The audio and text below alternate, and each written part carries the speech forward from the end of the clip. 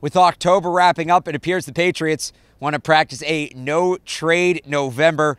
No moves by the team at the deadline yesterday, as a lot of people thought they may make a move for a wide receiver or a member of the secondary. And Evan, you surprised at all?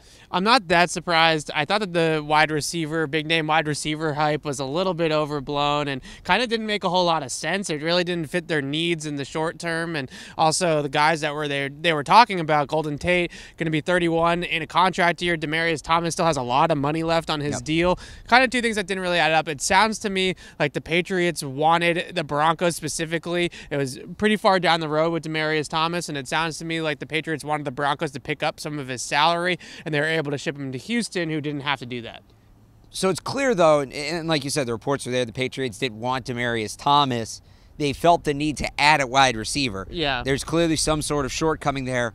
Where do they make up for it now in-house that they couldn't bring that guy in? Well, I think that, what we're going to see is a continuation of what we've already seen with Josh Gordon, and his role is just going to get bigger and bigger, and a heavier burden is going to fall on his shoulders, and I don't necessarily think that that's a bad thing. I mean, I think they have plenty of weapons to go around. I think a lot of people were very surprised that wide receiver was the position that they were targeting to begin with.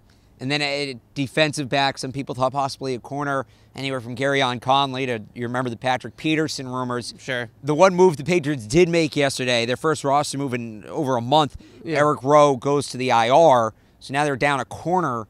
Where does that come from? Obviously, Rowe had been inactive. He hadn't been a major part of the defense, but when you're a player down, somebody's going to have to step up, and somebody's probably getting added to the roster. Well, I think that they looked at the compensation of what they were going to have to give up for some of the names that we talked about over the course of the last week, and they said that Duke Dawson, their second-round pick, a guy that's been around, that's in the system already, that's at all the meetings and is around the facility. We see him almost every day in the locker room when we have availability, is going to be that guy that's going to get on the active roster, replace some of Eric Rowe's snaps, play there at cornerback, and maybe I think that really the big things with the defensive side of the ball was the guys that were available for not a lot of compensation, maybe a late round draft pick or something like that, weren't going to move the needle for this team. Maybe we hear about them in a few games here and there, kind of like an Isaac Sopowaga or an Eric Lee, where they make a play here, they make a play there, but when the push comes to shove in January and February, they aren't seeing the field. So I think that that's kind of where the Patriots were at, and they decided to roll with the young guys like Duke Dawson and Derek Rivers and some of the other players that they have that are developing along here.